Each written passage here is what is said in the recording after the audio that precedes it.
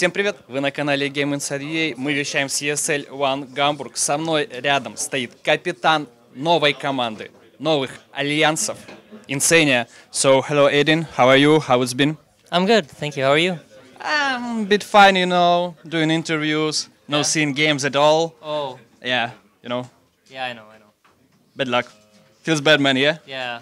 Okay, let's start by summarizing your team performance on this event. I mean, our performance wasn't great. I'll be honest. We knew coming into this event, we're not going to be one of the top teams. Like, I'm not going to fool anyone. We were pretty realistic about it. So we came into this event thinking, you know, we want to get some experience playing against the best teams, try to learn a bit like what we're doing wrong, and then get better from it. And I think in regards to that, we did pretty well. Yeah. Okay, after all, your team haven't achieved a full potential of your own, you right? Yeah, I think so, yeah. We still can do a lot better than what we're doing right now. So any land experience we can get is really useful. But how many times you need to do that to achieve your full potential? Ooh, it's hard to say about full potential, but I think we're going to do a lot better at the Kuala Lumpur Major. Yeah. Okay. At this event, you've got a lack of trainings, lack of practices, or what goes wrong? What you did wrong? I think for us it was like a lot of the stuff like our synergy was not so good. We were not clicking that well on the game days. We were pretty sloppy about how we were playing. We weren't playing that well as a team. And then I think some games we had some unfortunate drafts, like they last pick Alchemist. 22 Alch. Sometimes you just lost. Not much to do. Okay. It's still sad, but at least today you have like autograph session before this media day and stuff. So how it was? Yeah, it was pretty fun. You got to meet a lot of people with like. There were some people. So me and Mickey were playing Han before we played Dota, and there were some fans from like the good old Han days, which was pretty cool to see. Yeah. But you're so smiling at all, you know? Yeah. You're not achieving playoff. Yeah. You were knocked out in group stage, and it's very sad, really, for me. Yeah. I'm old fan of Navi, you know, and all fans of Navi, to be honest, they are all fans of Alliance, because, you know, about the TI3 stuff, you know. I'll tell you something. Loda's been saying that this Navi roster, and he thinks our Alliance roster, obviously, we're going to be back this year, and these things are going to be some hype games. I just think, you know, about that TI9 final in Shanghai between New Alliance and New Navi. I'm down, dude. I'm ready. Let's go. Okay, he's ready. Let's go. Okay, communication. Yeah. So, do you still struggling about it? Before Loda quits in June, your in-game communication was on Sweden? No, we have a guy from Norway. Yep. And he doesn't really understand Swedish that well, so we speak English, always in English. It's not a problem for us at all. I think I've always played in international teams, so it's easier to communicate in English than Swedish. Okay, but, you know, it's quite unusual, because Loda always said about this legacy of Alliance, and it took me in a way that you might be like Sweden team with Sweden roster. Yeah. So the question is, why there are lots of Swedes actually playing in Dota, but not in a team together? Ooh, I don't know. I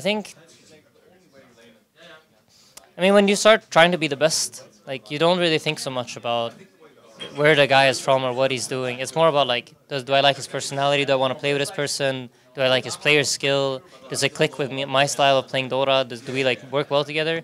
You don't really think so much about like language or whatever.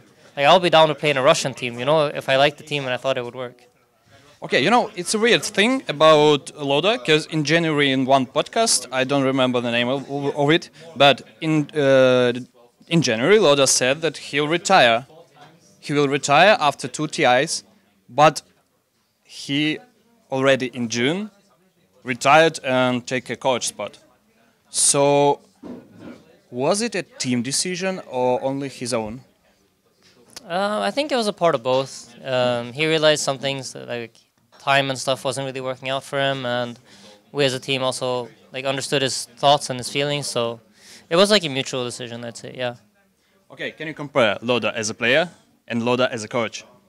Ooh, okay. Loda's a coach. I think actually he's pretty similar, but it's different when he's your coach and when he's a player. Because when you're a captain and you have a player that has very strong opinions and he's telling you how he wants to play, and so it's different. But when he says that same stuff as a coach, you're like, yeah, this makes a lot of sense. We should do that. You know what I mean? So he's like the same, but I think I see it in a different way when he's the coach. But yeah, no, he's a strong-willed person. He has a lot of good opinions, a lot of good thoughts. So yeah. No. Does it help you that before he become your coach, he was a player of your own? Yeah, I think because he played in the team, he knows how we function and he knows us as people. He knows how we think. He's played with us, right? So he knows like our flaws and our good things and our bad things. So I think it's easier for him to coach the team because he played for us. Yeah. When Loda quits from your roster, you picked Loda. You picked Koikwa, right? Yes. So what players did you like looked? We tried out. Yeah. So we played with one of our old friends from Holland first, named Flensmeister. Yep. I really liked playing with him. It was really cool. But then the organization wanted us to try out Nico Baby. I think the Russian community is familiar with him. So we tried out playing with Nico Baby a little bit, and he was a really good player. I really think like his skill was amazing, but it felt like he didn't really fit with our other two core players. They like had some clashing playstyles. So in the end, we ended up going with Koikva because he just worked the best with the cores that we had, and we thought he really fit the team. And he picks Broodmother all the time, so it's a bonus. Okay, it's kind of thing, because Legacy of Alliance, what does it mean to you, and do you feel any pressure because of that? I think for me, the Legacy has always been like a fan base that supports us, even when we're doing poorly. And as soon as we start doing a little bit well, they're always like super excited, like, yeah, Alliance is back. And then we're all like sitting there reading chat and stuff, and like we're not back. But it's fun to see the fans like very excited about us and all that stuff. I don't really feel any pressure, only positive When things. we can say Alliance is back? You predict. I don't know, maybe at the major, maybe. Maybe at the major. Yeah. About Kuala Lumpur major. Yes. So do you have any expectations how far you wanted to proceed at this event? Top 8. Top 8. Yeah. And top 12, it will be like already like not okay at all. I want to be top 8. Top 8. Yeah. Okay, good. You played with this roster, except Koikwa, obviously, for more than a year. And first season in this roster was not that okay for you. In this moment, when you just formed the roster, did you expect fast results, or you always like working on perspective? No, when we made the roster, we were trying to make something that was going to be good in the long term. It was never the goal to be like a top tier team from the start, because none of us were like top tier players, really. Like we still are not. The idea is always to try to grow and get better and try to improve. We actually started playing in January last year, so it's been like, I don't know, 9 months or something now. And I think ever since then we've like steadily been getting better and better. We watch a lot of like the top teams, and having like a young roster, the good thing is we don't really have that much egos. It's very easy to like look at a team and be like, yeah, sure. For example, we look at Liquid a lot, and we think very highly of all their players, and everyone in our team can admit that, they're better players than us. So it's easy to look at them and grow and learn from them and look at what they're doing. But I think for like teams that are more experienced, it's harder to do that because people have their egos and they think, oh, I'm better than him and whatnot. So having our roster, I think, like be a young team that hasn't played Dota for that long has been a huge advantage in that way. Okay, tell me the reason, because of what Alliance will be the top 1 team in the world. Doesn't matter how soon, but in this roster. Okay, I think we all... What conditions?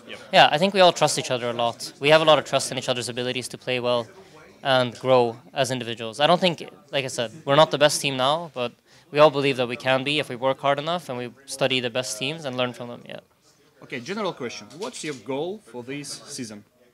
Ooh, I don't know. I don't really think that far ahead. I just play the next tournament. International, man. I mean, winning TI then, I guess. But it's like, you gotta set your goals high. That's brave. So you can like, no, but if you set your goal to qualify, you won't qualify. You know what I mean? Yeah. You need to work to win, and then you will qualify. Yeah.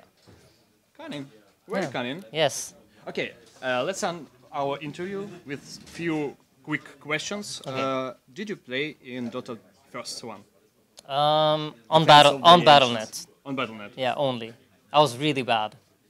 Like Juggernaut without last hitting, just like auto attacking creeps. But you remember some things about it. Yeah. Okay, what combinations of heroes could actually destroy enemy fountain? Okay, I don't know. Like at all? I mean, I'm Any sure. suggestions? Bristleback maybe with a bunch Nope. of hearts. No? Nope. I don't know. Okay, I'll help you with one hero, Okay. Crystal Maiden, and another one. Yep. I have no idea. Frostbite affected. Buildings? Yep. Oh, I didn't play that not early. not buildings, but fountain. Oh, okay. Interesting. Plus Ursa. Okay. That makes sense. Yeah, it Yeah. makes sense. Yeah. Okay, another question. So, what was the last hero which was added in Dota 1? Last two heroes. Last There are two two of them. heroes. Yep. Phoenix? No. You have 3 tries. Ooh. Are they in Dota 2? Arc Warden. No. It's weird. Oh, 'cause actually, Monkey King?